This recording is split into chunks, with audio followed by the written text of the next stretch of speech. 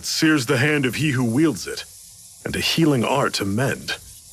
A man numb to pain, and a woman whose very touch deals nothing but. Now grab a whistle and prepare to be empowered!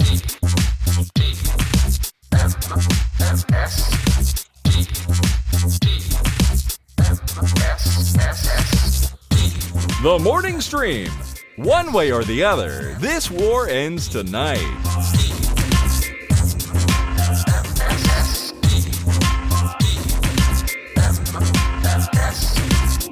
Good morning, everybody. Welcome to TMS. It's the morning stream for Thursday, April 4th, 2024. I'm Scott Johnson with Brian Ibbett. Hi, Brian. April 4th. That's right. It's Martin Luther the day Martin Luther King got shot, and unlike what Bono might have you believe, it did not happen in the morning. It happened in the evening. No. What the lyric heck? is early morning, April 4th, shot rings out on a Memphis sky. Early morning, 6 p.m. Do you feel like he's compelled at all to ever make a correction there? You know, just to keep history correct? Or That's right. We took this song. The history books are taking it back.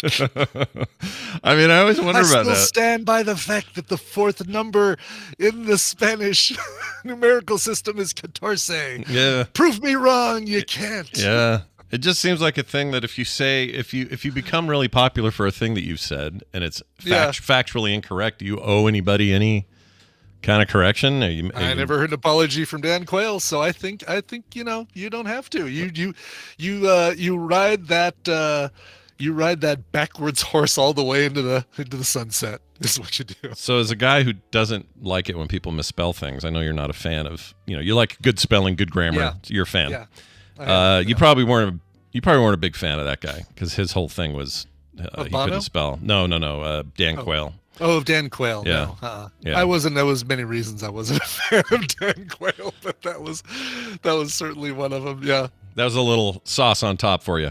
That's a little sauce on top. Yeah. I'm still wrestling. So I've been listening and enjoying the Cowboy Carter album. Oh, the yeah. Beyonce album. Yeah. And loving the Jolene cover. And I really like the Blackbird cover.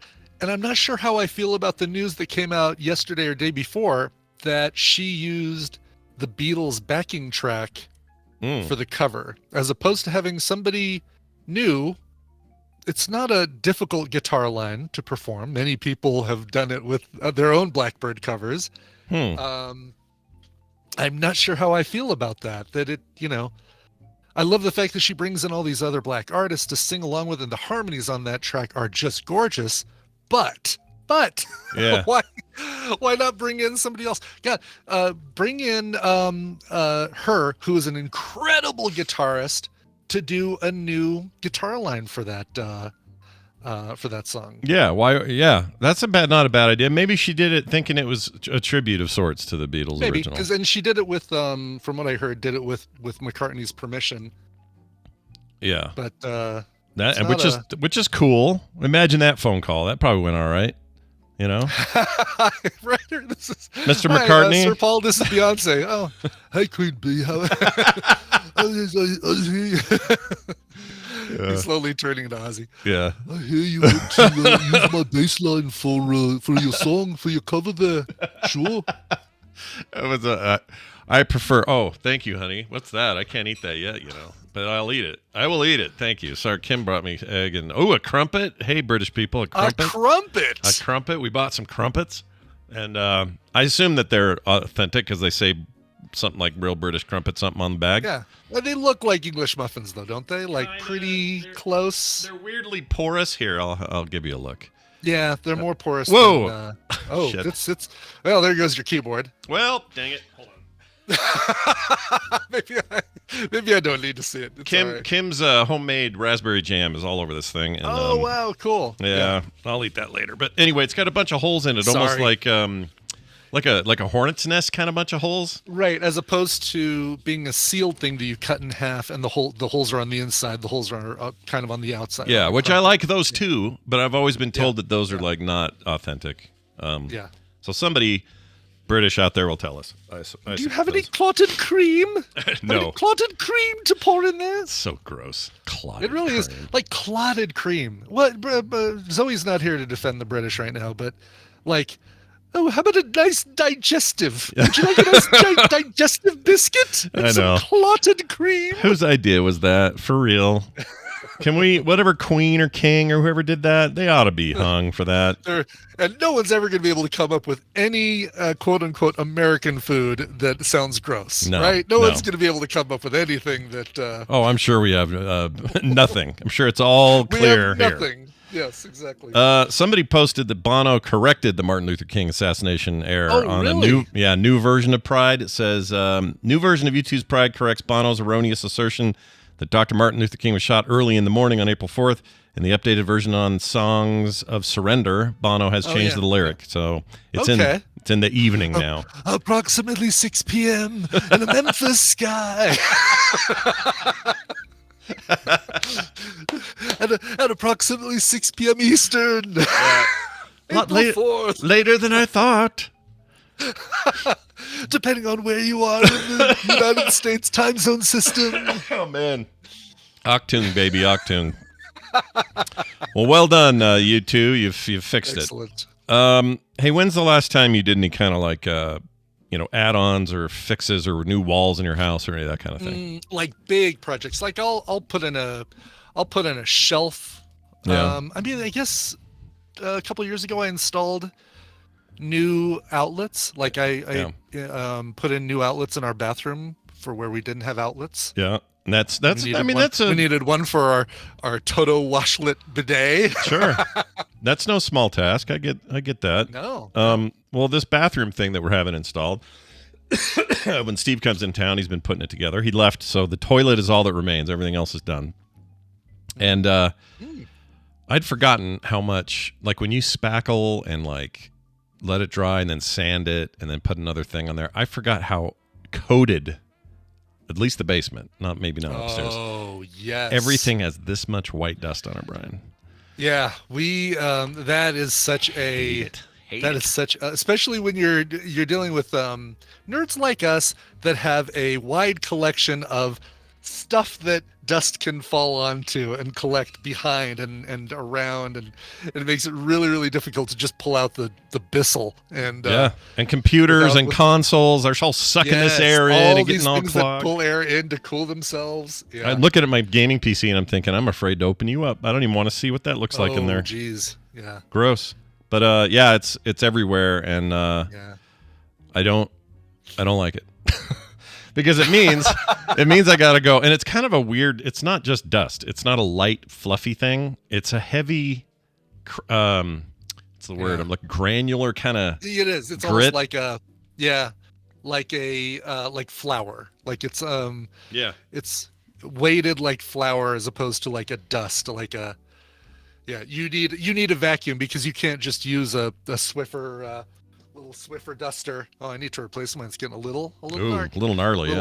Little gnarly. You can't just use one of those. You're basically, if you use one of those, you're just going to be pushing this the drywall dust around. That's what it really is. It's drywall. Yeah, it's just drywall dust. And if it's at all humid, then that kind of is even worse because then it sort of stays, and you're like, oh God, yeah. So anyway, thanks, Steve, and actually, we are very thankful because there's no way this is happening with me. Oh yeah, no. I mean, and I'm paying so much less. I don't think anybody is here under the illusion that, Scott will do it. But since Steve's here, let him do it. Yeah, this was never even on the table for me.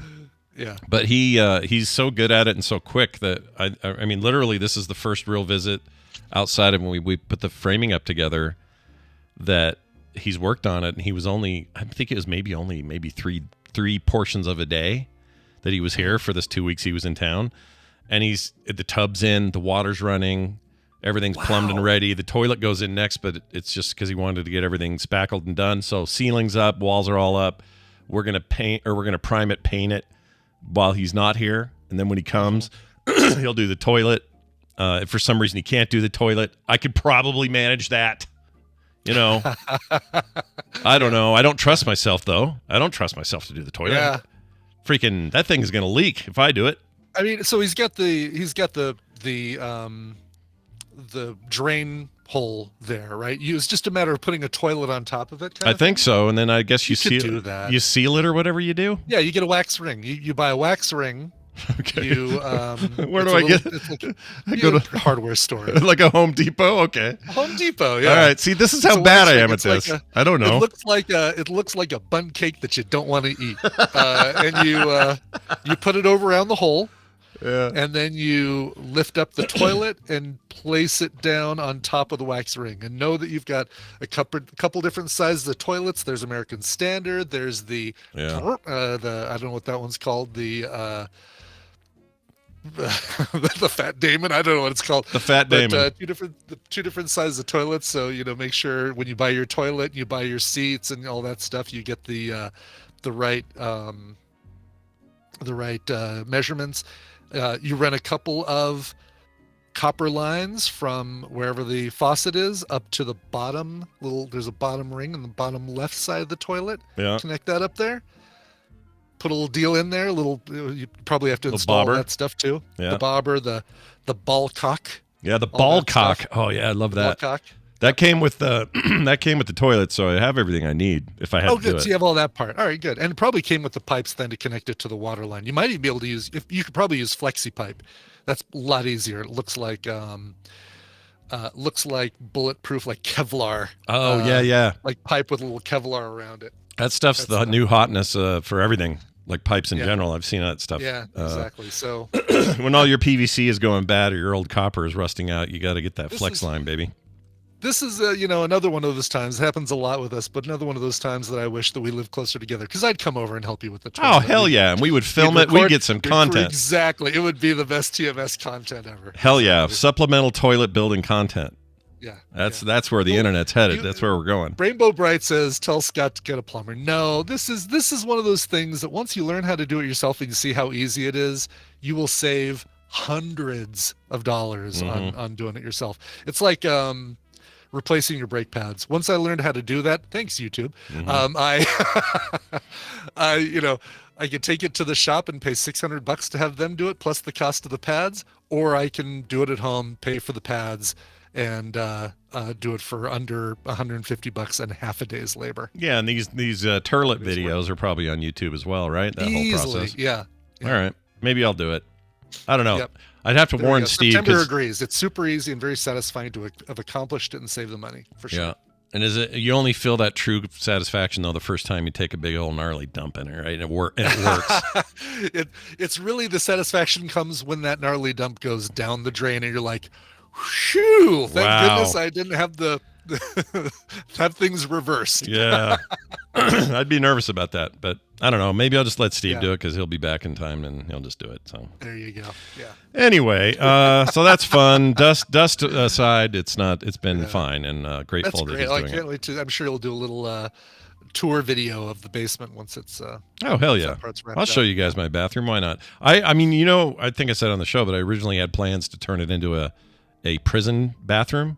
I was going to do like a toilet that was metal, squared off metal toilet. I was going to have permanent scratches on the wall that showed how many days you'd been in there. You were going to cosplay that bathroom up. Big time. Yeah. Big time. I was going to put a Fuzzy Britches poster on the wall with a tiny hole in it. So it looked like Andy Dufresne had been digging behind there. Fuzzy Britches poster. Okay. Now I know what you're saying. Yeah. Yes. Raquel Welch in 10,000 BC. Yep. Exactly. I was going to do that. I was going to have this whole theme. I was going to have I was going to do a little shelf and have little carved stone figurines. Little stone birds and penguins. I was absolutely planning on doing this, and Kim kiboshed it. She's like, we're not doing that. I'm like, come on. It would have been the talk of the town. I want to go pee at Scott's house. He's got a freaking prison toilet. A good talk of the town. It's like, did you hear about the Johnson's house? He made his basement toilet look like a prison toilet. Yeah. What? Yeah. Definitely people who would do that. Yeah. Family included. Well, anyway. Do we like hot dog water? Really is the question I'd like to ask now. Do we like hot dog water? No? Not a fan? No. I mean, I like the hot dogs that I put in the hot dog water and boil them and take the hot dogs out of the hot dog water and then pour the hot dog water down the drain, but that's it. Well, then is there somebody out there who likes who drinks hot dog water? Well, you and I are the same. I prefer my hot dog water as only a remnant of what took place to get to the hot dog and make a proper hot dog. And the water is gone. I don't want it. Right. It's done. Right. My Plus, son. I have a grill. There's no way I'm boiling hot dogs. I want grill marks. I want a little bit of char on that dog. Yeah, what are you, my mom in the 70s? You're never going to do that again. Exactly. Yeah. So everyone's mom did that, right? We all cooked. Yes. Yeah. Yes. I can picture she's cooking them right now with a phone tucked between her shoulder and her ear that's got a long curly cord to the other side of the kitchen, and she's doing something else like cutting open the buns or something. Yep, poking at the dogs maybe here and there to make sure they're evenly yes. cooked. Awful way to cook a hot dog, by the way. Terrible. Anyway, boiled wieners are way better than grilled, says Chris. I don't know, Chris. Oh wow. Okay. I don't know what you're saying. Feels like a challenge. I need to couple hot dogs. Oh, that could be Two hot fun. dogs enter. That would be fun. I'll do the taste test challenge. You know what? I will too. We'll pick a day. We'll pick a weekend or something. And now that we're getting to grill weather, it's easier to do it on the proper grill. Yep. We'll do a grilled dog. We'll do a boiled dog. Same dog. Put it in I'll have Tina. I'll grill one. I'll boil the other, and then I'll turn around and let Tina put them in a bun. Hide the grill marks. Cover it up with just enough condiments so I can't look at them and tell which one's been cooked on the grill, and then try it out. And then you should film it, or she should. I'll totally film it. Both of you film it. Yeah, I'll both film it. We'll both film it, and then we'll combine the video, do a Hulk montage, of the four wieners. Yes. And at the end, A lot of people are defending boiled. Look at that. People are crazy. That's crazy. How can you not have a little crispy something on the outside? You got to have a little something. For sure. Well, look at this. Air fryer hot dog says Summer Lover 1966. Air fryer hot dogs? Okay. Well, now you're talking. Now you're talking. That gets them crispy on the outside. That sounds pretty damn good. Yeah. What do you do? Just like brush them with a little bit of olive oil and then put them in the air fryer? And you probably do little slits before you do it, right? The little cuts. Yeah, maybe. Yeah. I always like that. I'm looking at it. There's tons of content on how to do this, how to air fry them.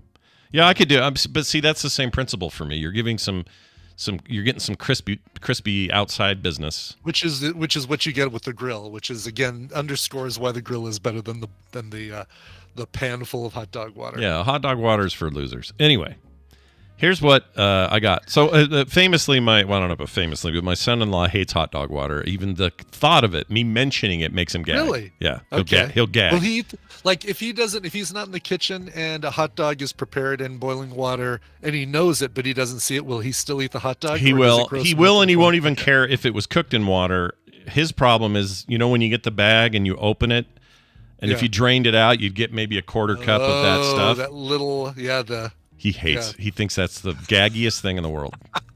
that almost slimy, I know what you're talking about. So we tease him about it all the time. I'll get a little cup of it and chase him around with it and just I'm laugh. sure and, you will. Yeah, Yes, we do that all the time. Don't doubt that one bit. It's a fun thing to do around here. Well, anyway, somebody sent us a text and says, "Hey, Scott, I remember you saying how much one of your daughter's boyfriends, now husbands, they've been married since 2014, 15.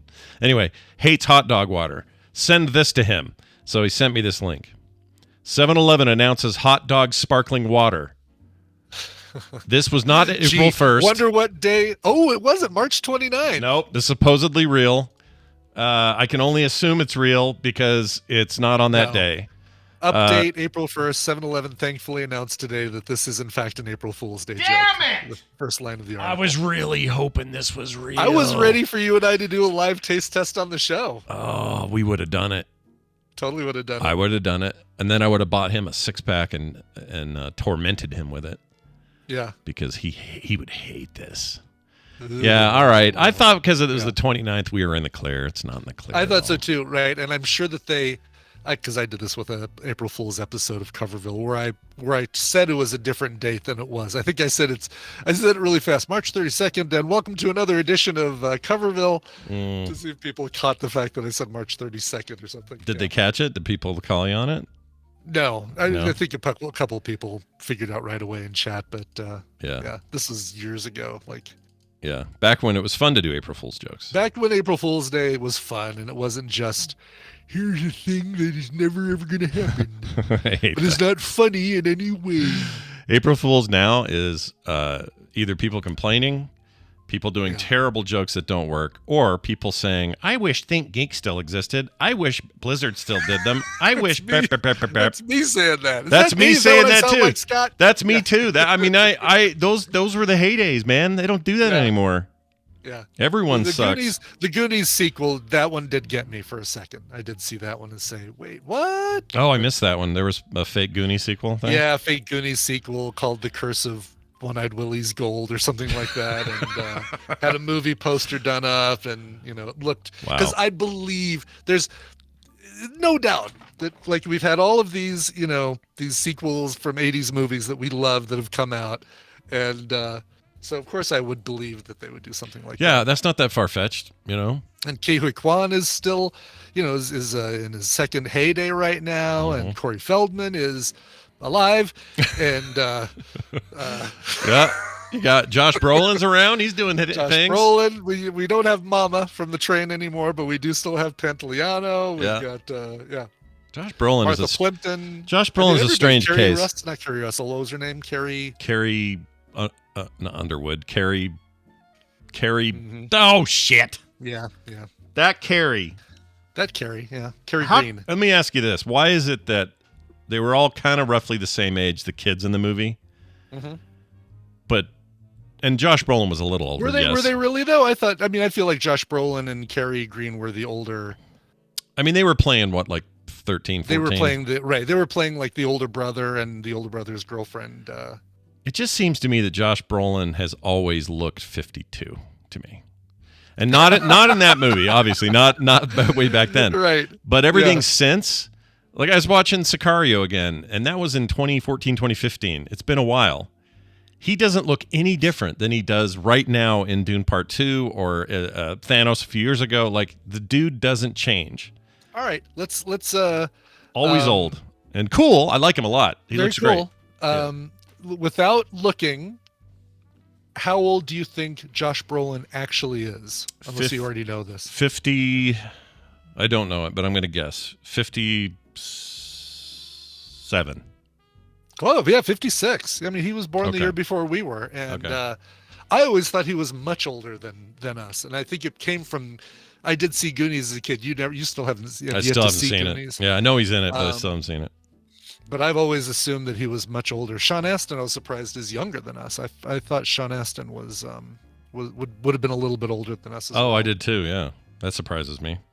I would have if this was money and gun to the head, I would have said yes. Sean Astin's older. And then how about Ke Huy Quan? Older or younger? Got to be younger. Yeah, he's younger. Yeah, because we were definitely older when he was Short Round and the Indiana Jones stuff. Oh, but he's 52. He was born 2 years after us. And that's not that much. August 1971. So when we were watching him in '84 in Temple of Doom, he seemed like the littlest of kids, but we would have been 14. So he would have been 11 or 12. 11, 12. Yeah, right. He played little too. I mean, obviously that's kind of his thing. It was his thing. Feldman born July 16th, 1971. You're right around your birthday there. Yeah, day before. Yeah. Day before, but a couple of years, 2 years later. I always celebrate the Feldman birthday. Always. Who doesn't? I mean, we get out the Feldman tree. Yeah. We sit around, we sing Feldman carols and give each other Feldman presents. We dress like Timu style Michael Jackson. Right. The Michael Jackson costume you got at Spirit Halloween. Yep. We wear that. We dance poorly with them, and and then we drop hints that we were abused horribly by Hollywood while we were there. And exactly. Yeah. I feel bad for him. He is a product. You can't blame Feldman. He was a product of his upbringing. That whole he got pulled into the seedy side of Hollywood. Not only that, like, you have to almost admire it because he got pulled into all that garbage, came up through that horrendous time. Some of his compatriots were either super strung out on drugs or suicidal, or we all know what happened to Corey Haim, and he's still on this other side performing. We may look at his music and go, "Oh, this is kind of bad. What are we doing?" Like all that. But I kind of have like an admiration for him pulling out of the whole thing a little bit. Yeah. You know what I mean? As weird as it may seem sometimes, and as funky as he may be, personality-wise. He survived it all. He made it through. It maybe not the way that we would have liked to have seen him make it through on the other side, but he made it through to the other side. And there's something to be said about that.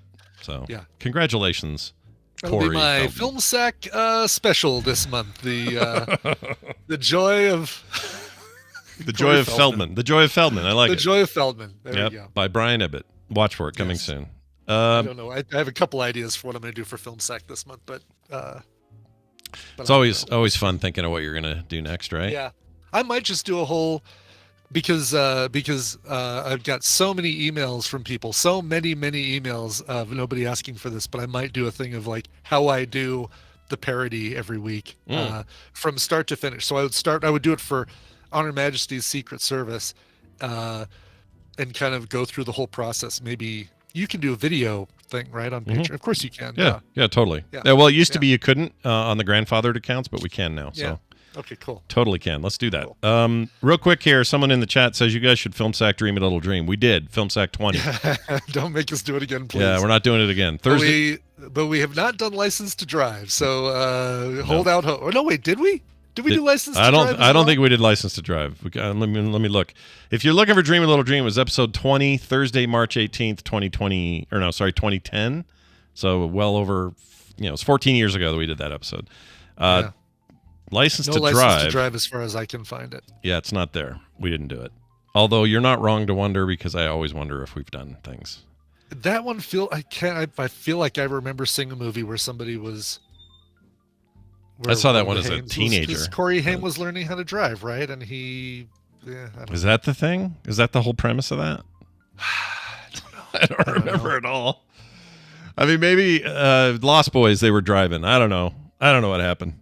Yeah. But we'll get around to it. Don't worry. License to Drive is on our list somewhere. But we did add Baby Driver to our list. So yeah, I get to finally see that. I've never gotten around to it. I love what's his name's movies, all his movies. Yeah.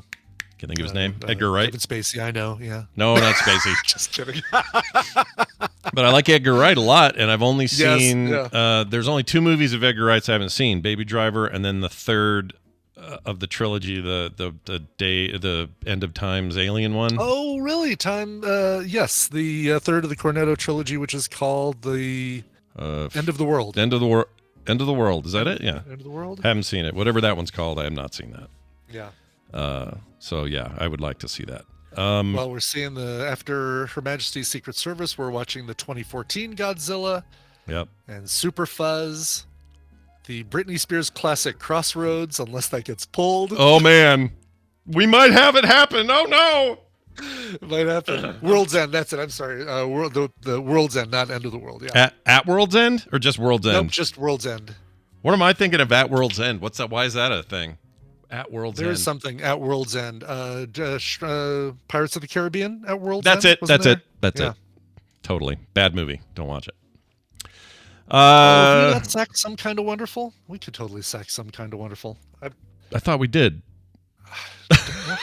Yeah. Oh, I wonder. No, we didn't. We haven't. We haven't. Okay. Well, I would be, sure. I like Some Kind of Wonderful a lot, actually. I'd watch it. I think I'd like it better than Pretty in Pink. Hot take right there. Oh, full agreement. No problem here. No issues here. I think it's a better movie than Pretty in Pink. Sorry, everyone. I feel like Pretty in Pink was a John Hughes at his proto stage. He wasn't quite full. He wasn't full evolved John Hughes yet. That would happen later. And when that happened, everything was gold. But yes and no, and I also think it was a problem with the studios, right? Because the original story of Pretty in Pink was that Ducky ended up with Andy, with Molly Ringwald's character, and if that had happened, I think we all would have liked, because his audience were full of Duckies. Yeah. They were not. His audience wasn't full of Blaines. His audience was full of Duckies. 100%. 100% agree. I didn't know that though, but that actually helps me.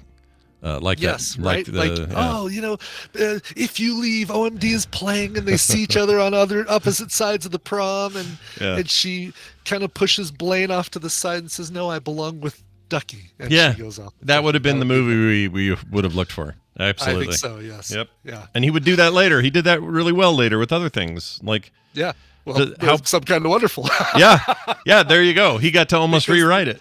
That's right. The nerdy girl ends up with the quote unquote hot dude or whatever. Even Breakfast Club was this crossing of those streams, right? It was like, dirty, gross, eat her own dandruff girl is crossing over with the jock, and she's all pretty now.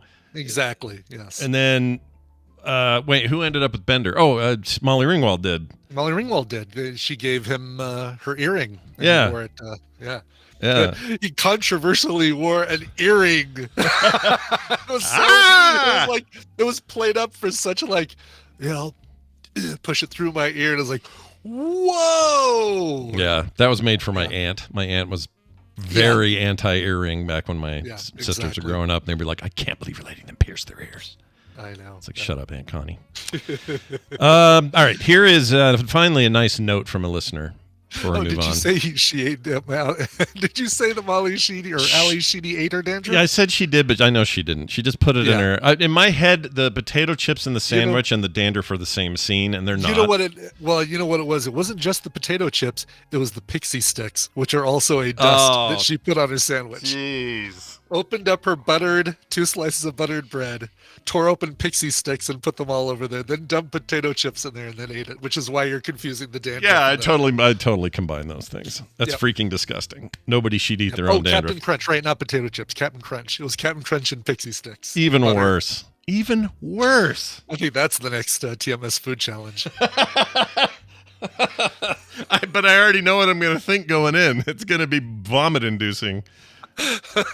Can you imagine? That's just foul. Well, anyway, here's a nice note from a listener. Oh, good. Let's hear a nice note.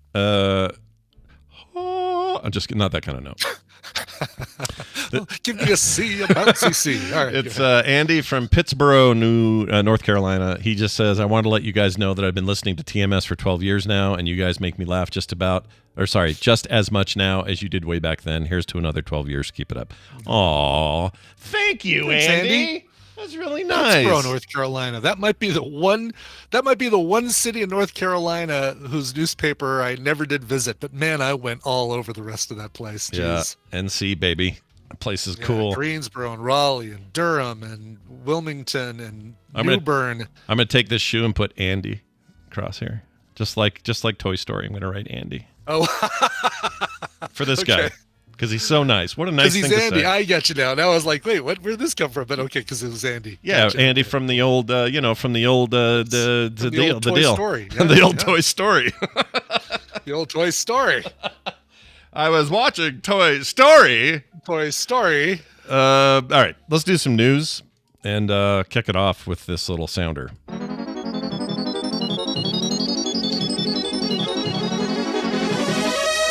Time for the news, and it's brought to you by a couple with an inordinate number of children use their special talents to find their kids after they're kidnapped by a mass murderer who aims to wear their skin. This is a tricky one. Who do you think this is? It's the Silence of the 101 Dalmatians. Ah, you got it. Nailed it. Damn, you're fast with these.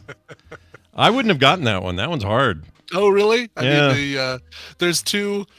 there's two big wearing the skin things out there. It's the Silence of the Lambs and it's 101 Dalmatians. Yeah, that's a good way of looking at it. Yeah. Well, good job. Nicely done. I guess Texas Chainsaw Massacre, also the dude wore Leatherface wore skin, somebody's skin. That's true. I could try to throw you by doing that one next, but having it be very vaguely described. Right, and doing it as like what sounds like a family movie, right? Yeah. A group of kids goes on a road trip to a farm where they find someone who's excited about the hardware that they own. A police officer helps them with the thing. Love it. All right, let's go to Florida. We got some Florida news.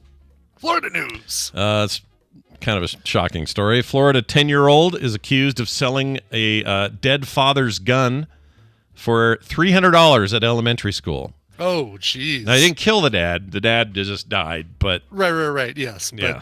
Just to make sure people don't, he didn't go like, bang, bang, kill your dad, then went to school and sold the gun that he used. It wasn't like that. Yeah, no, it's an even far worse story. But Yeah, that's further up the road of gross and awful. what elementary school kid had $300 to buy a gun? That's the bigger question that I don't have a good answer for him. Get his money.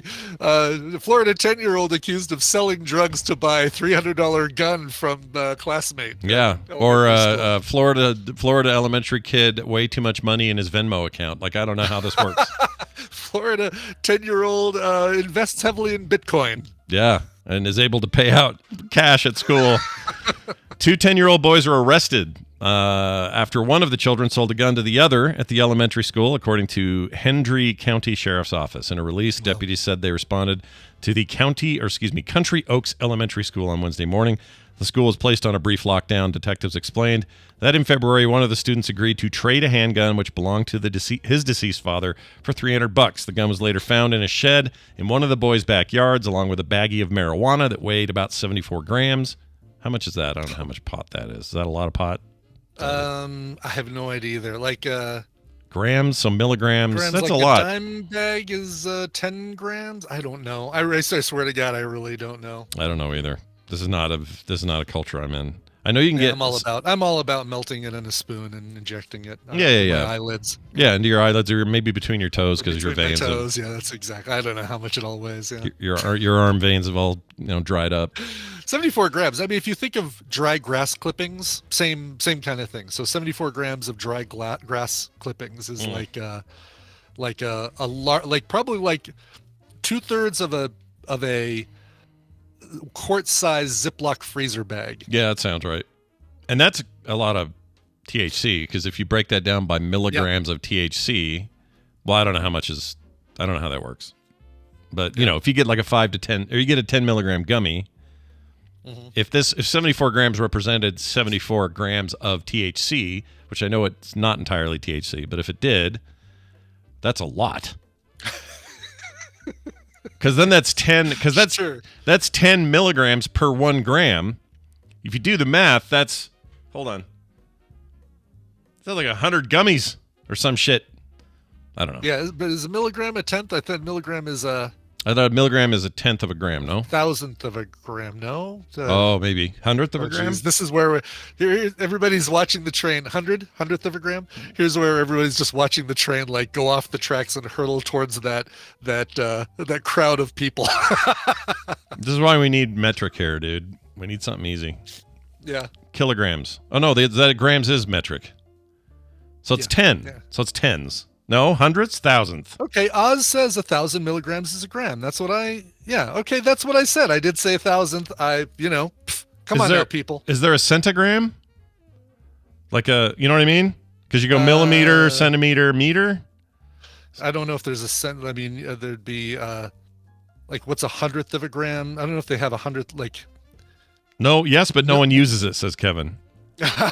There you go. Centigrade. Yeah, that's not a term, but that does exist. Yes. Tom decagram is 100th of a gram, right? That would make sense. Decagram, okay. D for or deca for 10. Damn, decagram, centigram, milligram, says Chris. All right. Well, we did great, everyone. Well done. Well, anyway.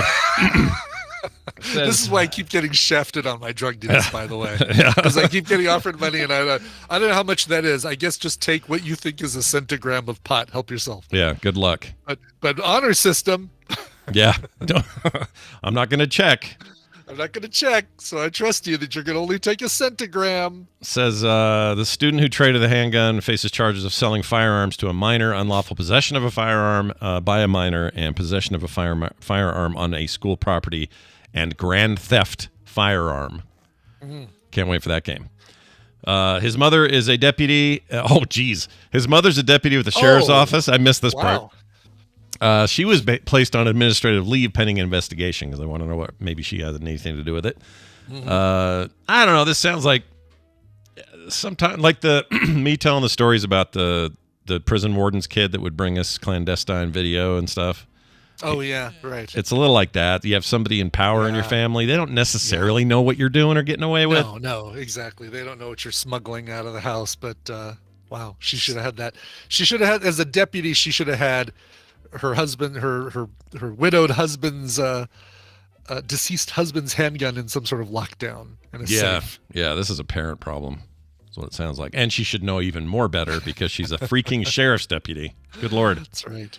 Well, Megan says, can we send a 4th grade math quiz to Scott and see how he does? Yeah, do it. So I'll do all right. We'll totally both do it. I'll do it more. I can do that. Listen, I can factor the crap out of a polynomial. You give me a polynomial, I will factor the crap out of that thing. I can do basic math, no problem. But if you're going to say, hey, here's a bunch of metric system shit you got to figure out. Exactly, yeah. Except for, meters, the meters deal, measurement, and easy. They made it easy for us. Centimeters, millimeters, we all know that. That's easy. Yeah, but we don't mess with I don't mess with weights very much, and I don't deal with kilometers, although kilometers, same kind of thing, I guess.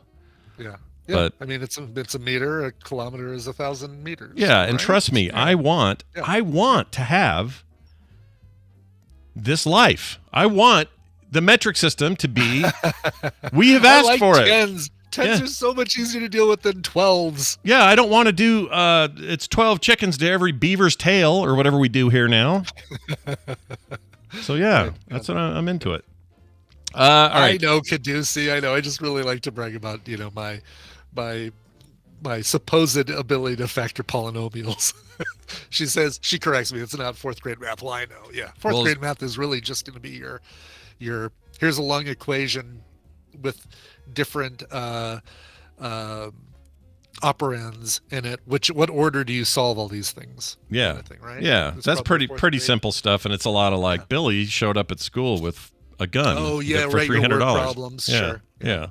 They used to call those story problems. Yeah, story problems, word problems, story problems. Yeah. I remember those being distracting. Can we download a 4th grade math? Look at that. We do have a 4th grade math quiz.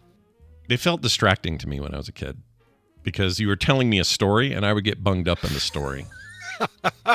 Well, what's Billy wearing? Yeah. I kind of would do that. My brain would go places that would be like, well, wait a minute. Why would he do that? Why would he show up with 16 eggs? That's a weird number. Yeah.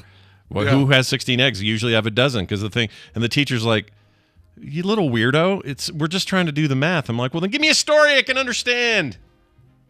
That was my stance in 4th grade. This is quizzes. QUIZIZZ.com has what they call 4th grade math problems on it, and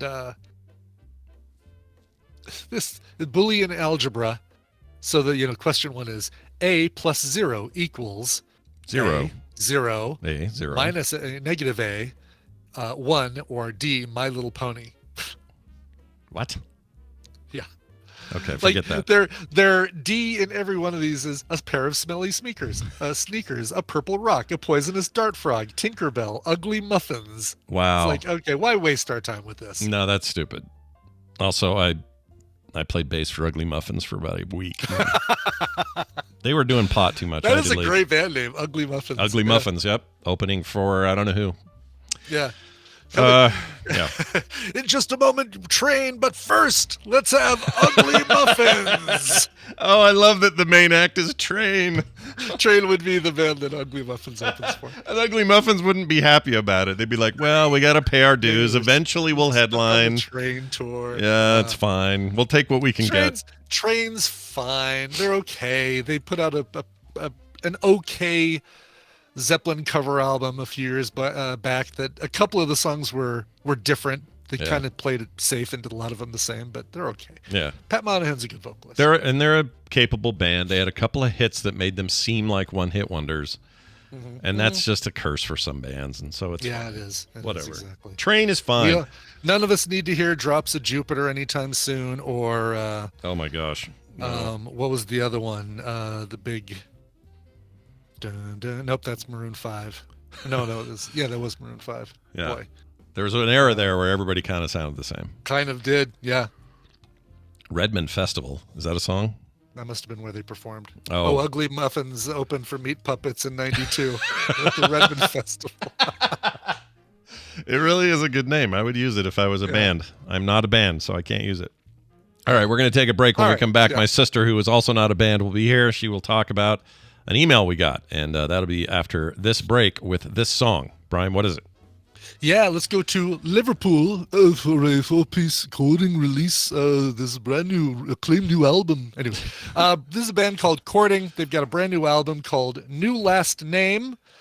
The band has shared a brand new single called Battle. This is taken from their recording sessions. The single marks a final piece of the puzzle. This classic vignette talks about clearing out the mess and being vaguely spiteful whilst unfathomably bored. Oh, man. Wow. The band is Courting. Here is the new song, Battle. Mightn't happen to have a piece of cheese about you now. Would you, boy? Conklin!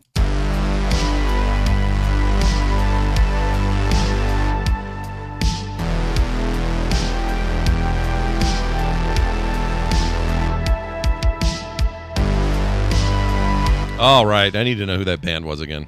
Sure, that was the song, Hey Soul Sister, Ain't That Mr. No, that was the band Courting and their new single, Battle. Check out their brand new album, New Last Name, courtesy of Lower Third Records. Nice. All right. Wendy incoming. Time for some Wendy time. Some Wendy. Time for some Wendy time. Good old-fashioned Wendy time. Now, I'm a little disappointed in people because we didn't get... We asked for a bunch of follow-up emails about a very specific thing. Oh, we did. Yeah, about the topic 2 weeks ago. Yes. Yeah, nobody sent us anything. And I don't know why, but we're doing this anyway. Here's another Minnesota tradition that's not so easy to throw in the garbage. That's right. Her name is Wendy, and she is my sister. And she is a practicing therapist who helps people all the time with their real problems and comes in here on Thursdays and does a little thing called Therapy Thursday. Wendy, welcome back. Hello.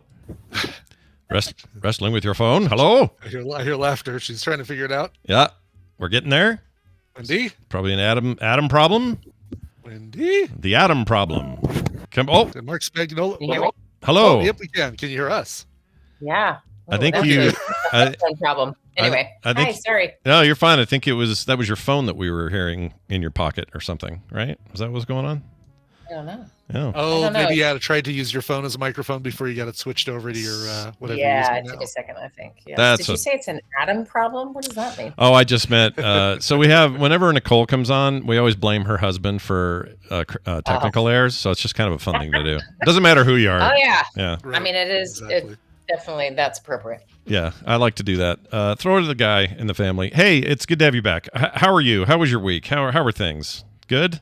Good. Yeah? Good. Yeah? Yeah. All right. I know we talk about the Yeah, weather so we're sometimes, but talkative today. I'm just glad you're here and that you guys got Yeah. some snow, a semblance of a winter, but I don't know. Great. We'll start warming up. It's going to be 70 today. I'm going to be in the sun today. Yeah, Woo! I'm going to go do another bike ride today. Yeah. And then, don't you get snow again this weekend? Yeah, we get Yes. cold again. So, Cold again. Possible rain snow mix on Saturday. but you got to let us have our moment, okay? Yeah, A come moment. on now. Just a Jeez, little... why you got to yuck our yum? Yeah, huh? what's the deal there, Wendy? Today's topic is about yucking people's yums. Let's do it. Just kidding. It's an email. We're going to read it.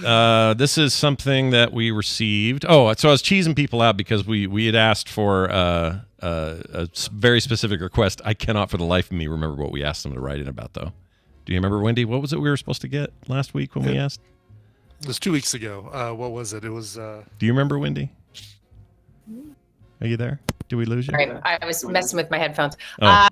And you clearly couldn't hear me. I don't remember. Okay, listen, sometimes I get real tired. Yeah. And when I'm real tired, I know how, I mean, this sounds so dumb. Most people know when they're tired, Yeah. but I really know because I drop things. Yeah. And Wait, you I drop am things when more you're aware- tired? Explain that more. Oh, I hear myself. Why do I hear Oh, myself? wow. Yeah. Jeez. I hear myself What's bad. happening? I don't know. You're Something's better wrong now. with my- You're better now. So wait a minute. Okay. You drop things when you're tired? Yeah, well, okay, this sounds dumb. Like you should know you're tired, so you just know. But I don't really know that I'm too tired until I start dropping things. It's like it's the thing that makes me realize I'm tired. So I will drop glass things, break them, or whatever. So Wow.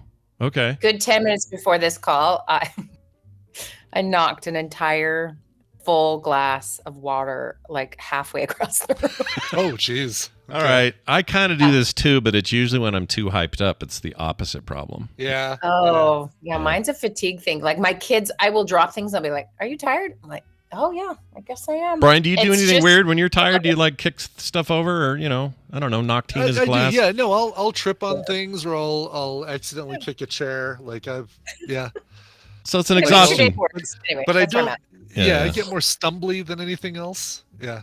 Okay, Yeah. that may explain Mine's some. loud glass-based things, just glass Yeah. or large pitchers of water. Anyway, so no, I don't remember, but I think it had something to do with A call or a play thing we. scapegoats, but no one. Yeah, it was scapegoating. That's right. Oh, Dating a scapegoating. hardware store is what it was. It was, Right, that was it. No, scapegoating. Couple. People were going to write in about scapegoat stuff, and I got zero scapegoat emails. None. I guess no one's a scapegoat in their family. That's cool. Yeah. I mean, it's okay if that's the case. It just feels like maybe some of you were hiding a thing and you just didn't want to tell us. You didn't want to write in. And you didn't have to use your name. You can still do it too, by the way. The future is yours. Yeah. All right? It is. Also, yeah. real quick, they could also just write in. Here's another thought. I mean, we do have an email today, but it's not about this. But another thought of, I feel like I hear this so much, which is people it's just like, he's a narcissist, right? And I'm like, oh, okay, let's go through the definition of narcissist. Or I'm being gaslit. I'm like, all right, let's go through the definition of gaslit. And it's because, the popularization. Also, I can't speak when I'm tired. sure, that's totally got it. Yeah, nailed it. Late night at Yeah, Wendy's right. house. Yeah. No, that'd be good. We do that a lot, right? As a society, we start using a word all the time, and then we act like, we kind of adhere to whatever meaning we decide to assign to it because it's so popular right now. There's certain words right now I can't even say without like making me nauseous. Tell me one. If I hear this word one more time, I'm seriously going to throw up, but I'll say it. Okay, you ready? Hold on. Yeah. The word woke. I can't do it anymore. Oh. Yeah. I can't do it anymore. Like, I'm so sick of it, and I don't want to hear it from anybody. Like, nobody. Right. No, neither side. Exactly. Any Yes. side, any place, anywhere, anyone. I'm done with it. I don't want to hear it again. I am sorry for even saying it. But it's like one of those, right? Like where people have assigned whatever they want to assign to it, and it isn't what it originally meant. And the thing that it originally meant is so far off and like kind of dumb to start with. It's not even a word. Yeah. Unless you say, I woke up, or I... Right, yes. I woke, hey, Dad he's late for work. Somebody make him woke. I don't know how you'd say it, but you know what I mean? Freaking hate it. Falling apart. Hate it so much. This is, sure, we could talk about that. Or there's also just the psychobabble terms that they get put in the zeitgeist. Everyone starts using them. I did have a really interesting experience this week that made me feel like, oh, this is how the future operates. I had a client say, hey, I have 10 questions I'd like to go through with you today. And I'm like, are we being filmed? What is this? It just got weird for a second. And she's like, I'm embarrassed to say this, but anyway, these are some important questions I think we should go through. And I was like, okay, could we just stop being weird and tell me where you got the questions? And it's because she was embarrassed that she got them on Instagram. But basically, it was Therapy Jeff. I've never even heard of him speak. So I'm not promoting or dispromoting him, but I had 3 clients in 5 days ask me the same 10 questions. Oh, and I was like, oh, that's how it works. Is gets the algorithm, gets going and you're getting therapy content. And then you find Therapy Jeff and he says, hey, if you're in therapy, you should ask your therapist these 10 questions. Now, I'm going to tell you, they were great questions. So I'm not saying don't ask your therapist those questions, but it was weird to be like, oh. And then the next person was like, okay, I'm just wondering if we could go through a couple of questions. I'm like, are there 10? Yeah. So what does it feel like there's a template floating around and everybody's Yeah. Oh, right. Okay. Yeah. And they're great questions. One is like, I think it's the first one. Have you diagnosed me and with what? And if you haven't, why not? And I'm like, oh, that's an interesting thing you would know or not know. Huh? Okay. Mm-hmm. So like that felt pretty basic. And others were like, what's feedback you wish you could give me, but I won't take? Like pretty great insight questions, or what are my red and green flags if I was in a relationship, or, so it's like, stop beating around the bush and tell me what you really think of me. And, I think has a place, but it was kind of weird to have it all happening at once. You know what I mean? That is weird. That must have been a very strange experience. Or, Yeah. Do you you guys start ever have that? No. Everyone see something online and then tell you about it? I'm trying to think of anything that's been that specific. I mean, yeah. You see patterns, right, Brian? Like once in a while, you just be like, "Oh, everybody's saying this thing." I don't know. It's hard to explain. I don't think I've had anything that specific though. So that's pretty wild. What that tells me is people are doing a lot of self-diagnosis online, and they're all finding the same resources, and they're all asking you the same questions. Exactly. Go into the popular the most popular site for that sort of thing. 10 things you should ask your therapist, probably. Right. Yeah. .com. And then when you ask, it was like one of them started crying because one of the questions is, "What are you proud of me about?" or "Why are you proud of me?" Mm-hmm. And I'm like, "Oh, I could rattle that off right now." And then I say it, and they're sobbing. I'm like, "Oh, should I tell people this more often?" Yeah. Just because you're in the thick of it, and so it was a good little lesson for me. So thanks, Therapy Jeff. I just like the name Therapy Jeff. Therapy Jeff. Thank you, Therapy Jeff. Yeah. Anyway, but so that was bizarre, and I think this probably happens to doctors or people who are like, someone comes in and is like, "Okay, this is what I think I have," because they've Googled it, or whatever it may be. So that was interesting. I felt like the outside world met the inside the first time.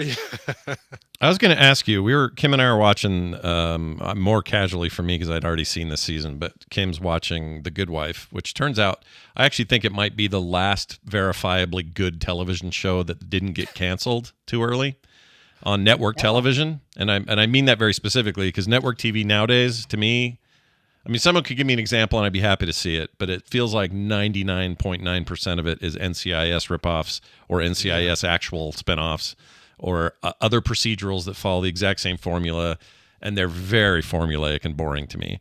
And television, network television, not since, I think of things like West Wing, Hannibal, Friday Night Lights, the first CSI. The very first CSI, yeah. Before that became like a quote unquote template of television. Exactly. Let's rubber stamp this with a bunch of different cities and make it the same thing. Right. Yeah, and I am noticing that like this show is like really good. It's like, wow, it's deep and it's interesting, and the acting's great, and it was celebrated at the time for all that and everything. And it feels like maybe the last example of that. Anyway, that's not really my point. We're watching this and we're thinking, I wonder how, it's mostly a courtroom drama most of the time, this show. And I always wonder, what do lawyers think when they watch this or the latter half of LA Law, or not LA Law, Law and Order, when they get to the order part. And so then I was watching something that had a bunch of psychological guests on, people that were in there trying to tell the sort of, they were the therapist and now they're on the stand being interviewed. And I thought, when Wendy sees a show that features mental health experts, Therapist, right? Exactly. Is it like when a doctor watches ER or something where they're just rolling their eyes? Or when we watch a show that's got a podcaster. Yeah. Yeah, or video, or they do video game. Like I saw, there was a Law and Order Special Victims Unit episode where there was an MMO a guy was running, but he was running it all by himself, and it was the biggest game in the world. And somebody died in the game and then died in real life. It ruined the show for me, ruined it forever, because it was all based on complete nonsense. Like it was not even close to reality, and it was the first time where I went, oh yeah, this is probably what this is like for like doctors, cops, lawyers, anybody who says any of that. So Wendy, when you watch that sort of thing, do you just kind of roll your eyes and go, ugh, that was... Well, I always have this thought, like in your video game example, is like, could you talk to one person? It's not hard. I know one it isn't. Person who plays and just say, does this make sense? Right. I feel like that happens a lot. And that's the group think that can happen when you're like in a room with the same people who think the same way, and you have an agenda and pressure and all sorts of things, right? Like just call anyone that has been to therapy and say, does this resonate with you? Yeah. Or, I think therapy is so much more ubiquitous than it used to be. I think the portrayals are all over the map because it's great fodder for TV, right? Like I think of, what is that, Lucifer or whatever? Do you remember that show? Oh, Lucifer, yeah. Kim likes that show. Yeah, his relationship with, he is Satan, but his relationship with his therapist is so disturbing and dysfunctional that you're like, oh, don't show that. And then the Kimmy Schmidt portrayal with Tina Fey is probably one of my favorite therapy portrayals ever. Yeah. It's so funny. It's really good. And so their characterizations for the flow of the show, right? But like when you see it done really well, and here's the thing, I don't usually seek it out. Some people are like, have you watched? And I'm like, yeah, I don't want to watch something at night that I did all day. You know, like that's not interesting. However, Shrinking is a really fun. Oh, love that show. It's so great, but there is also like my ethical ears ring the whole time. Like, oh, you can't. Sure. Oh yeah, right. I mean, the whole premise is this guy, Yeah. Siegel says, you know what? I'm not going to do therapy the right way anymore. I'm just going to tell people exactly what I think of them.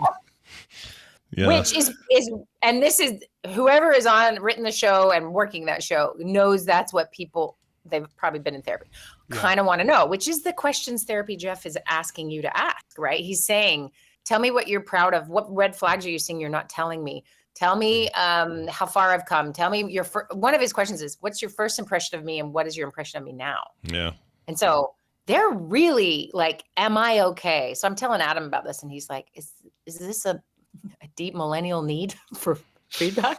I was like, maybe. So anyway, all my millennial clients were really into it. So my current, N of 4 is that, it's a millennial need to be told you're doing good. But I think about like, okay, so Shrinking is a great example of people have said to me in therapy, just tell me what to do or tell me what you really think or, and that isn't therapeutic. That's being your mother. Right. And on one hand, you can do a little of that, but I mean, Shrinking does it full hog and breaks ethical. But it's also like left and right. It's like a diet, right? You can stand there and keep me from eating foods that are bad for me and making me exercise, but if you're not around, I'm going to go back to those old habits. So it's kind of the same way. It's like telling me what to do in therapy is worse than saying, nope, here's what do you think you should do, and figuring out and saying that's right. You've got you're on the right track. And you can say, and I will tell you. Yeah. Sorry, go ahead. No, I was going to say you can safely say that show is top 3 Harrison Ford roles ever, in my opinion. He's so good at it.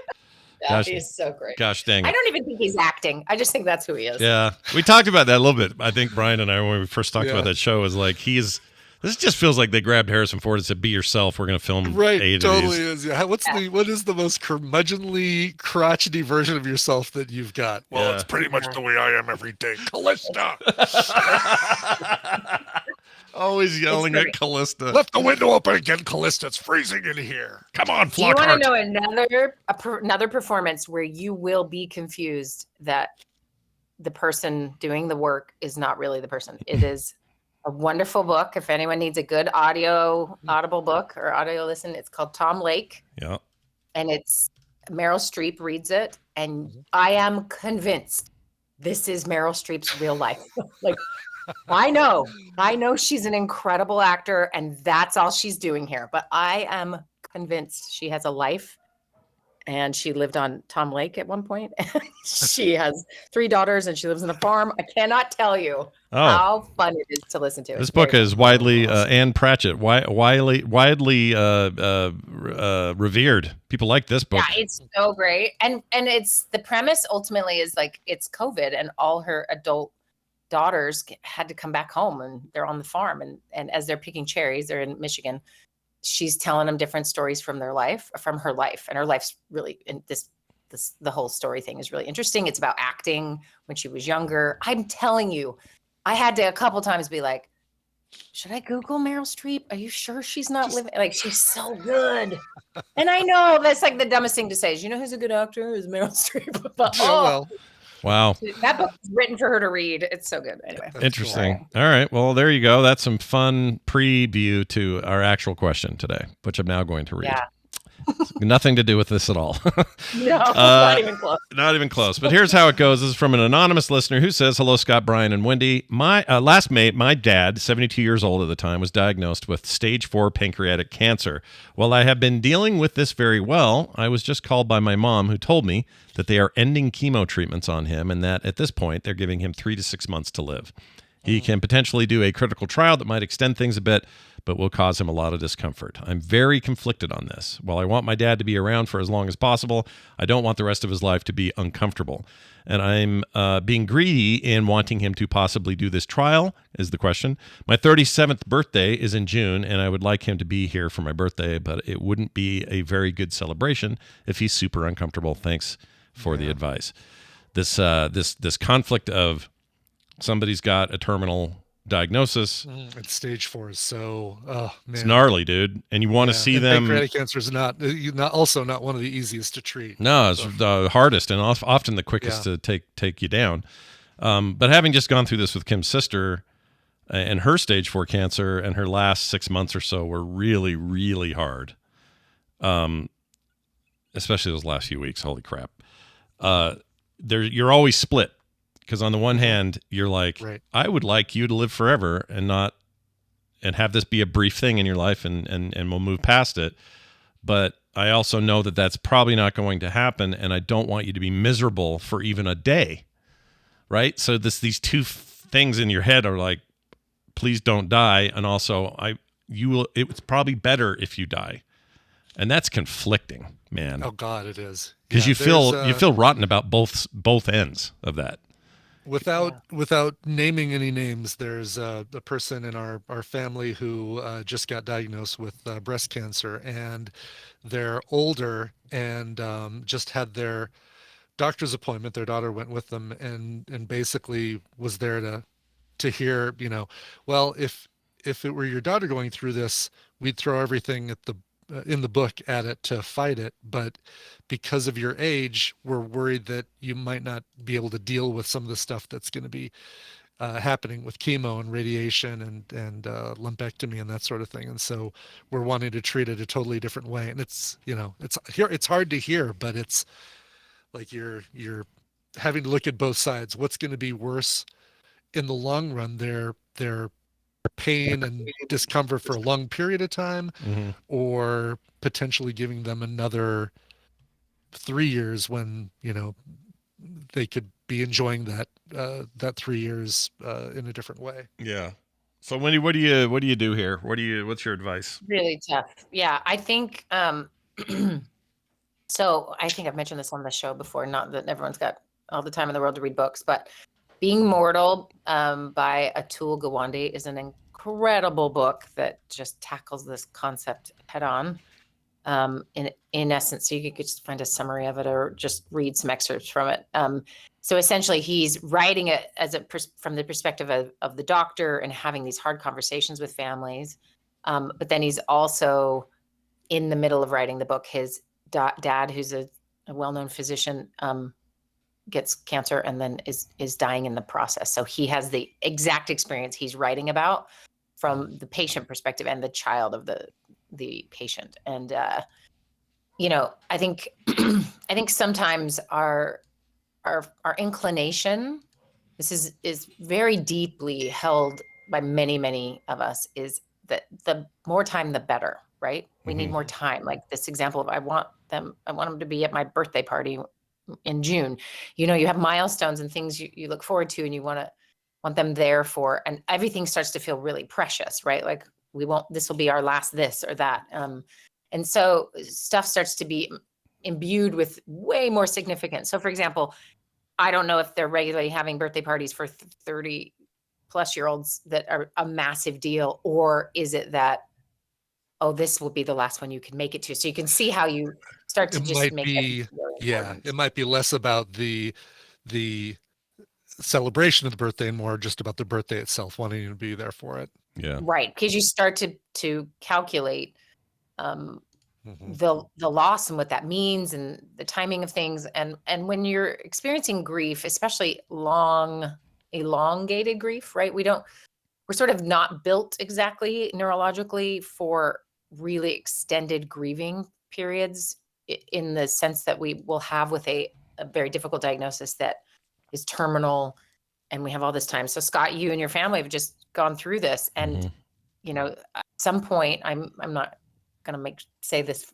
anyone necessarily says this out loud because there's maybe shame here or whatever, is that there's relief when someone finally passes, and then they feel guilty that there's relief. Yeah. And there's just so many more layers than maybe a quick or sudden death. Then that's got its own series of things, but we're sort of not maybe super capable of not burning out or staying functional when we are helping care for someone who's dying slowly. Yeah. So often in these conversations, though, we don't talk about what the person wants. So that would be my question for this emailer. What is dad saying?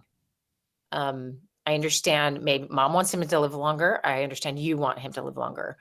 What does he want to do? Which is why I really like the Being Mortal book, because it really puts front and center that the person should have some choices in how the end of their life looks. And so there's some terms called health span versus lifespan. Lifespan is long, more months. We are really, as a medical philosophical underpinning, we're real big into longevity or lifespan numbers. And we don't talk much about health span, which is that you are functional and healthy and feel good while you are also, you're 100 and you can't breathe or move is not a quality of life that, people would sign up for. But if you said, hey, you're active and feel really great up into your 80s, that's pretty impressive. So here we are at 72. That feels way too young. And pancreatic cancer is a really scary, often inoperable, difficult, and stage 4. I mean, the reality is tricky. And so when you're looking at this situation, you're going to have all your feelings. Mom's going to have all her feelings. Everyone's going to be struggling. And often people don't talk to the actual patient. They don't talk to the actual person to find out what they want. And sometimes that person wants whatever you want because they're seeing you suffer. And so this is tricky. So Scott, do you have any experience with this? Like with Angel, was she clear on what her needs or wants were, or was everyone kind of making decisions for her? I think there was.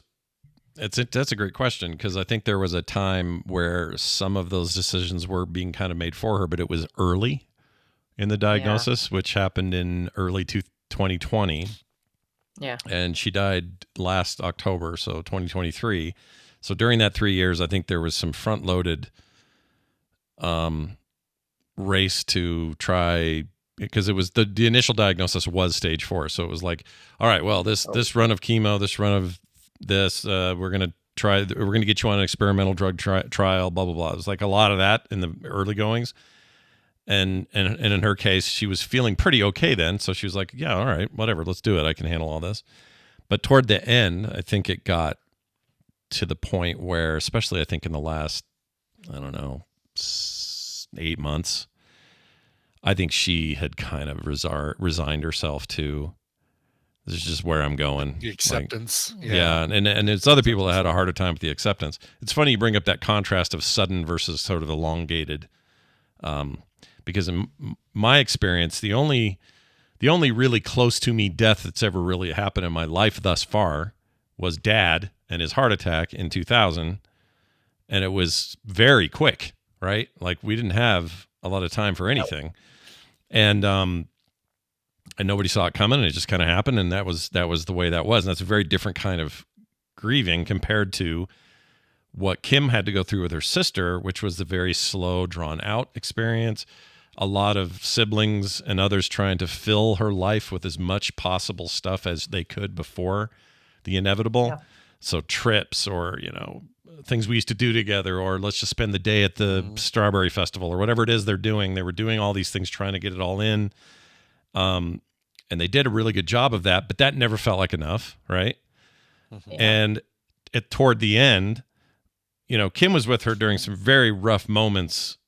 I don't have to get into detail, but, some very, really hard moments that made her say to herself, like, I wish she could just go so she doesn't have to be in this kind of pain, because it was really bad toward the end.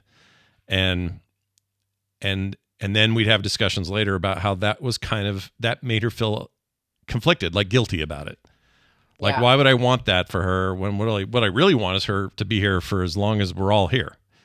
But that's what I really want. But given the circumstances, I would rather she not be in pain anymore.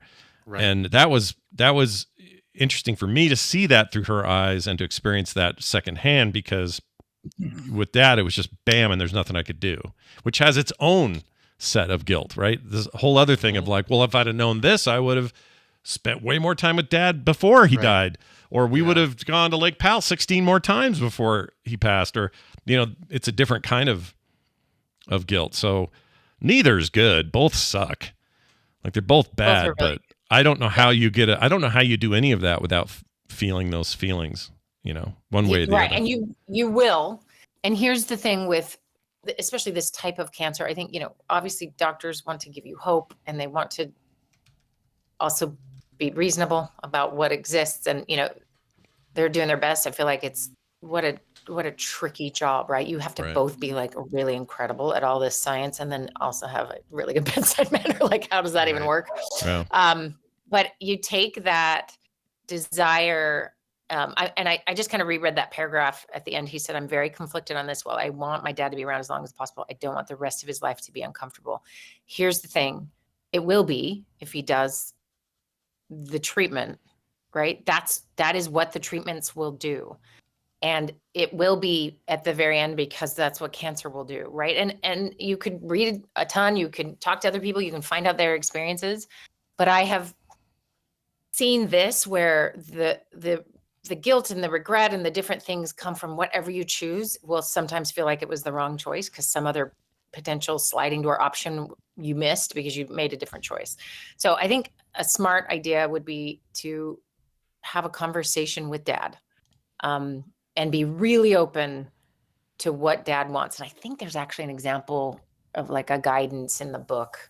But you could probably find some good stuff online of just how to approach this, like honoring what he wants. Because here's what it doesn't solve all the things, but it also can help assuage some of this when you are honoring what they want. So this self-determination in the end is pretty powerful to help with grief, as opposed to like someone's like, I'm fighting this, I want to fight this. Well, then you're going to honor that, right? Mm-hmm. But if they knew you were okay with whatever they decided and they were like, oh, I was just fighting this because of you, you're like, oh, you actually would like to spend the last 3 to 6 months with us, writing your history, spending time with the grandkids, whatever that behavior, that wish might be, and have a different outcome. Because what is their choice is the only choice in the end that will, I guess, matter. And that's my opinion, right? You might say, well, what my mom and I want matters most. And I don't know if we'd get a lot of people to vote for that, but I understand it. You so desperately don't want him to leave, you would, there's a chance. So you're saying there's a chance. So let's do it. Mm-hmm. But the reality is, in some cases, that chance is just so slim. You get more time, but that health span thing really goes downhill. It's really tricky. And so I am, first of all, sorry that this is happening. Like what? So challenging. I have a family I'm working with right now, and their mother, and she's in her 60s. She's about 10 years younger than this, also stage 4 pancreatic cancer. And her choice, and this is a woman who has done nothing but self-sacrifice her whole life. Like everything is what everyone has always wanted. And the whole family did this process of just, what is it you really want, Mom? Because they were like, all right, we're taking you to Europe and Mexico. There are these places there that do this like total nutritional cleanse, whatever, like all the things you can throw your money at to do, right? So they were all bustling around her, and she just sort of held a family meeting and just said, I don't want to do any of this. Yeah. I just want to open my furniture store. Yeah. So what I need everyone to do is come help me open my furniture. Because she redoes antique stuff and some cool stuff. She's like, that's what I need. And so can you help me? So everyone turned from let's cure an uncurable disease to let's give Mom her life dream here of her own store, So, but what's really cool about that, and I don't know if she knew this, maybe intuitively, but she gave everyone something to do. And as humans, we're really driven to do a thing in order to handle feeling or handle emotions or trauma or whatever it might be. Your action can feel better, even though it doesn't do any good. It's not going to save her life, which is what they were all about to do, right? They were going to, turn every rock over to help her. but she gave them something that fit with what she needed. She's still alive. They're all at this point, all the children coming from different places, come and take turns opening the store, painting walls, creating a thing that, what's going to happen after, who knows? But they are helping her have this quality of life at the end. And pancreatic cancer is very painful if you don't treat it or if you do. So you're sort of not going to have like a great on experience no matter what, right? And so anyway, that was just an example I thought of, like, okay, they let her be the main voice in the decision. And obviously we don't know this guy's relationship with his dad, or how often his dad's going to say, hey, let's do this thing for me or you. But it is really worth some really honest conversations so that this decision helps you feel less conflicted because it's what dad wants. Yeah. This is good actually to hear, because if I'm ever in this position, I think I would have a tendency to be, I would show deference to the kids to say, well, they want what's best. So, okay, I'll try, I'll do what they want or whatever. But at the end of the day, you should be able to just sort of say, I want to do this. Like, it's not selfish. You're going to die. No, exactly. Yeah. So you should get a say in that. And what they think they might want might be different than what they might realize that they want in hindsight. Yeah. Right. They don't want they want to spend more time with you, but they maybe don't realize that they don't want to spend this time with you where they're seeing you in pain and then having to feel the guilt of, oh man, we extended his life, but we extended his pain for longer. Yeah, there's something really beautiful about them rallying around in your example and doing this this furniture restoration thing. Yeah. That's awesome. What a cool thing to talk about in the future, and a thing to have, and both the memories and the actual physicality of it and everything else. Like, what a cool thing. And that's so much better than chasing a white rabbit around unregulated medical countries for a thing that isn't going to work anyway. Right. Like, what a waste. I really like that. Yeah. And underneath it really is this maybe deeper notion of you're going to have to find peace with loss, right? Yeah. Or you could never find peace with loss. People do that all the time. We actually have a diagnosis code for that, right? Of just complicated or never-ending bereavement, right? And so you're going to have to get good at grieving. And this is starting. This is real. It starts the minute you get the diagnosis, right? And then hope and back and forth, and it's really hard. So know that it's normal to feel all the feelings that you're having, but also recognize many people have done this before you.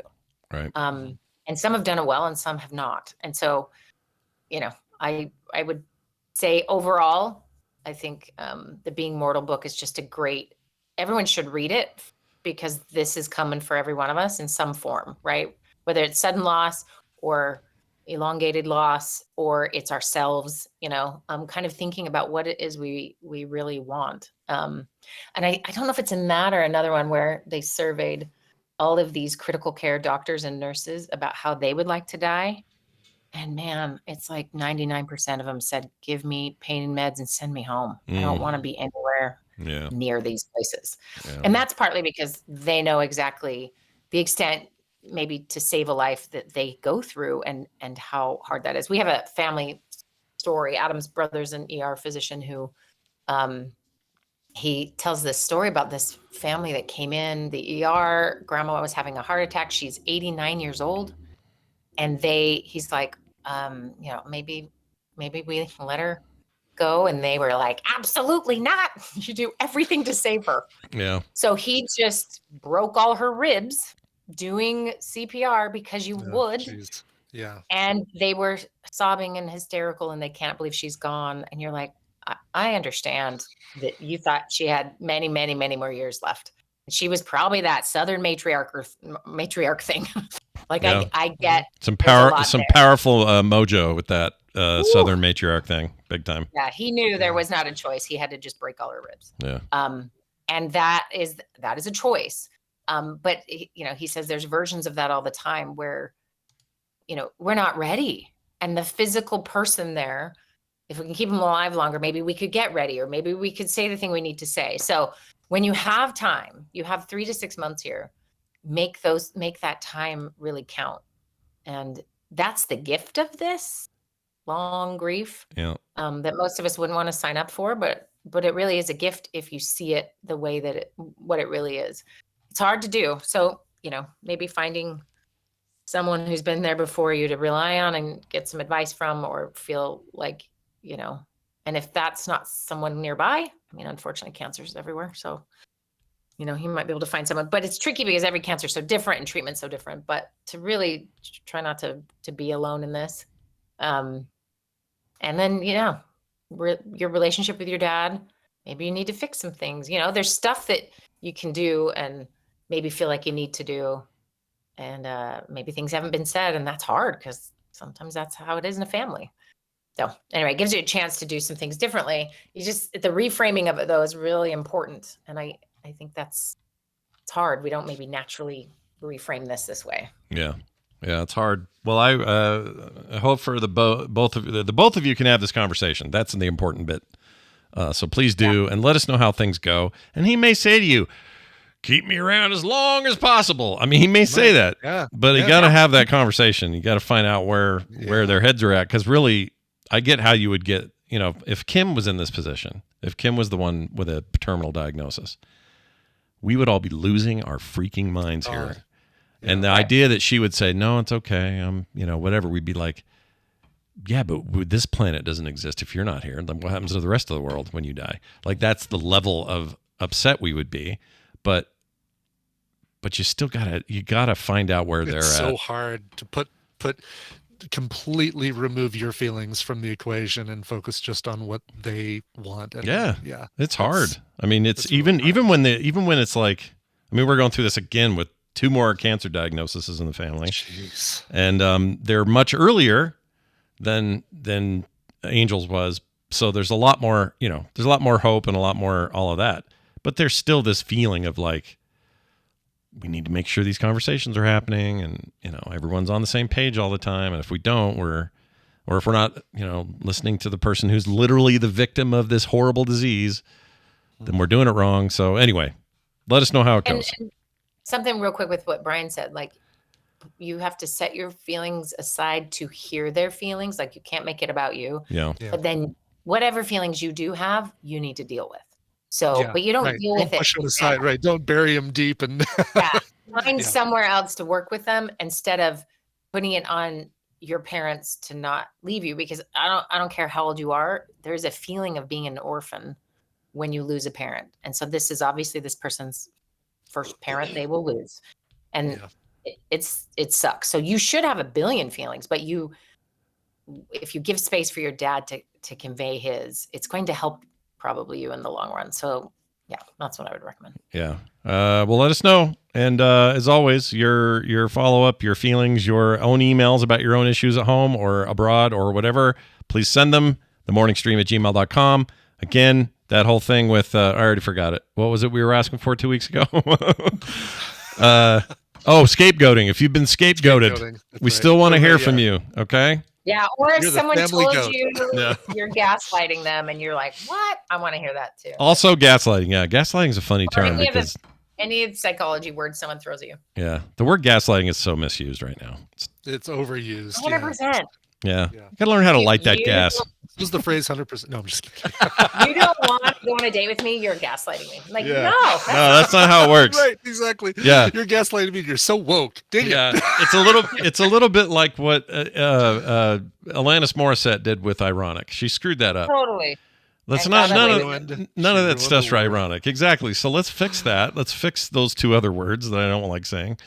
Well, Wendy, it's been great talking to you. I hope you don't drop any more glass items while you recover from your tiredness. And apparently it also rubs off on other generations. Carter is basically you. She drops and trips over things all the time when she's tired. And you can tell when she's tired because her eyes go from they're just normal straight across eyes, and they start doing this by the end of the night. Really? They start drooping? Start going this way. Yeah. And that's when you know that you need to hide all the glassware when Carter feels that way. Yeah. Move stuff off the floor. She can hear me. Wendy, have a fantastic week. We'll talk to you next time. Bye. Bye now. All right. Just kidding, Carter. Oh, you have headphones on. Never mind. Everything's good. Woohoo! We're Safe. just talking about how awesome you are. That's it. It's all good. That's right. Nothing else. Nothing else at all. Hey, Brian, quick email here at the end. Yeah. This is from our pal Steve. In fact, I saw him in the chat earlier. Buxley. Don't know if Buxley's still in there, but he wrote in. Old time community member. Dude was doing segments for the Instance back in like 2005 or 7 Thanks or for 8. your question. Yeah, he's awesome. Anyway, he says, hey, Scott and Brian, my friend launched the Kickstarter this morning, and it's already almost halfway funded. Might even be more now. Anyway, it's a custom 8-bit game for the NES called The Storied Sword. I thought you'd be interested in seeing it, and we wanted to do Steve a little favor and his friend by sending you to Kickstarter. Looks like... Just do a search for The Storied Sword. And, yeah, you'll find it. And it looks like they've beat their goal and are on their way to their next level. This is awesome. Oh, very cool. And you can play this, I'm assuming, Steve, you can correct me if I'm wrong, but like on your Anbernic or on your anything that does NES emulation, you'd be able to play it. You don't have to have a... Yeah, the $10. In fact, the entry reward level is a copy of the ROM, so you'd be set to go. Cool. Perfect. Play that on whatever you play it on. But if you want a cartridge... Yeah, for retro's sake. Yeah, they make that as well. So very, very cool. Shirt here. So yeah, go check it out. Just search for, like we said, The Storied Sword on Kickstarter and check it out. Congratulations to your buddy. I think that's awesome. Complex Ninja says, do people correct you when you're right? All the effing time. All Complex the time. Ninja. All the time. Never not correcting. Stuff coming up. Buxley, man. That's one of the things I miss most about the Instance. It was all of the community stuff you'd hear at the end, like Miss Magra and the tip givers tip of the week and Buxley. I mean, those are the greatest stuff. Yeah, we love that. Some Randy, like there was a deluxe. What was his name? I remember Sean Basic, but there was some guy who like played on the Sean Basic thing. Richard, maybe Ruxlandy? Deluxe Randall. Something like that. Yeah, something like Randalux. Yeah, it was a long time ago. Randalux? Yeah, a long time ago. Hard to say. Yeah. Patrick also, he was doing his tip giver's tip of the week. Hello, this is Patrick. Oh, right. He had his, but tip giver's tip of the week was Daryl, wasn't it? Oh, right. Patrick's was mod of the week. Patrick's was mod of the week. Yes, that's right. It is your mod of the week. It is one that will tell you every time Mancrick's wife is dead. Which is every time. So which is every time. Goodbye. How many times? Really? But yeah, all some of my favorite people in the world all came out of those weird segments. So thank you all for that. We got some stuff coming up this weekend. Today we got a Coverville. Brian, tell us what's going on. We do have a Coverville. All right, here's the person that I think the way you describe him is he's a songwriter's songwriter. If you know his work and if you know his music, I doubt there's anybody who knows his music who doesn't love his music. The guy's name is Richard Thompson, a British artist who was born in Notting Hill in the UK. All right. He's just a man standing in front of a woman playing some awesome music. Probably best known for a hit.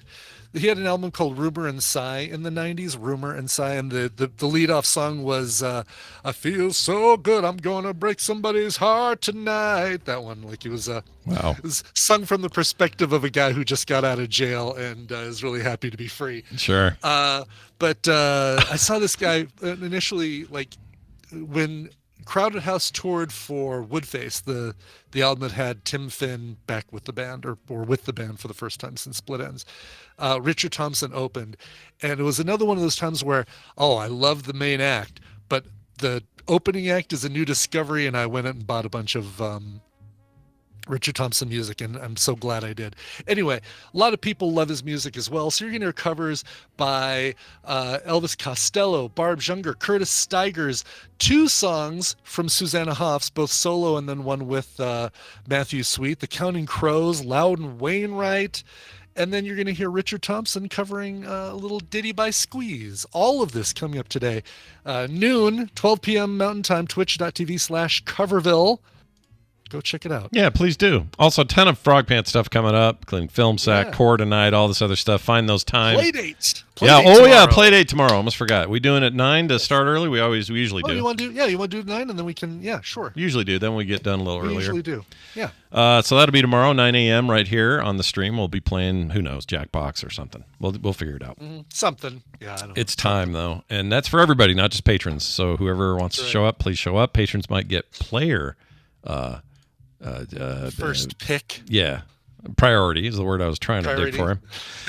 But everything else, frogpants.com/podcast. We'll have a link to the calendar. I don't know why I don't point people there more often, but it has everything that's coming up. Live shows for everything. So go check it out. Cool. That is going to do it for us. Use our website at your leisure at frogpants.com/TMS for all other things. In the meantime, Brian's got a song and will play us out. Let's play it. This one's going out to Alec. Yes, we're still wrapping up some March requests, so sue me. Greetings, Scooter and Boogie Board. On the 14th, I end my 45th circle around the big ball of fire in the sky and would humbly request a cover. I don't have anything specific in mind, so I leave it in the cover master's capable hands. People say that phrase a lot. I'm fine with it. I love it, but it's just funny how I leave it in the cover master's capable hands. Love the show, though, and do y'all still have scooters? Failing that, a rousing round of which Filmsack clip is that would be acceptable. Signed, Alex. So scooters, I don't have handy because I still never found those clips. I could go make them again. However, all right, if you want a random Filmsack clip, and we'll see what name the movie. All right, I'm gonna dig down. Give me a year, Brian. Just give me a year. 2013. 13. Here's a rando. Charlie Brown's an asshole. Okay, Charlie Brown's an asshole. Charlie Brown's an asshole. And that's the only one on that date, so I don't know. Definitely. Really? So we have no other context for it. Definitely a movie, and I don't know either what it's from. But I know it's from. Anyone in the chat know? It's not a Peanuts movie. There was no Peanuts movie. You're an asshole, Charlie Brown. Is the Let's see. Charlie Brown's an asshole. I don't know. I don't know. There's a little bit of an echo, too, from that kid, too. I don't know. I have no idea. All right, give us another one from the same year, but a different date. So they're saying trick or treat. Flapjacks. Yeah, possible. That's possible. Yeah. Let's try this one. Todd and Janelle are dicks. Oh, that one's easy.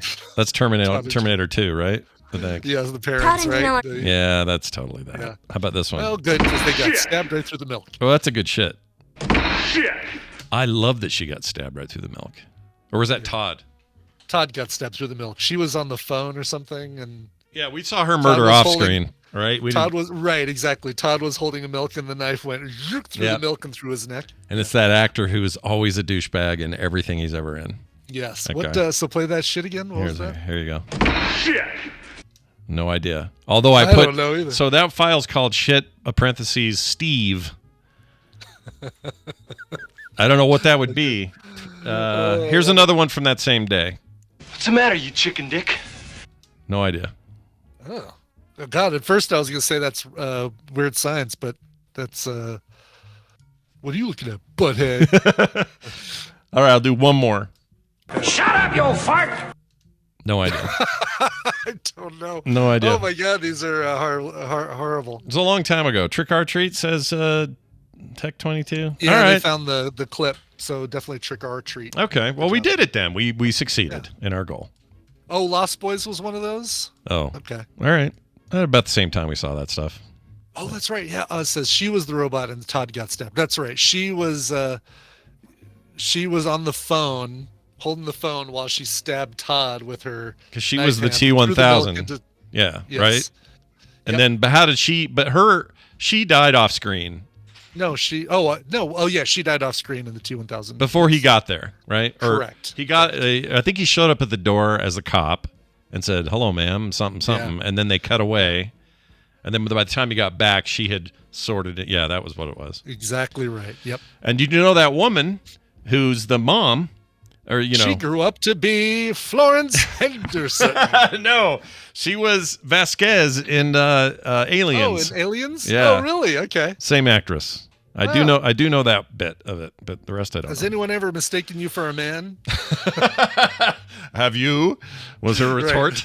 She was amazing. Anyway, sorry. Back to your birthday request. Yeah. So I get to pick my own, which is great because we would have forgotten everything that Alex said between then and now. Anyway, remember Filmsack this last week when Randy and I had this little battle over Warren Zevon and his music, and if you're introduced to Werewolves of London as the first song by Warren Zevon, then you might not like him as much as if you were introduced to other things that Warren Zevon has done. Let me introduce you all to another song by Warren Zevon that is fantastic. It's not performed by Warren Zevon. It's performed by the Pretty Flowers. They just released a Golden Beat Sessions in 2019 that include this one. This is, I think, the best track from Excitable Boy. It's called Lawyers, Guns, and Money. Here are the Pretty Flowers. Get more at frogpants.com. Now go over there and walk in some mud. Oh, well, all right then. I will do that. All right.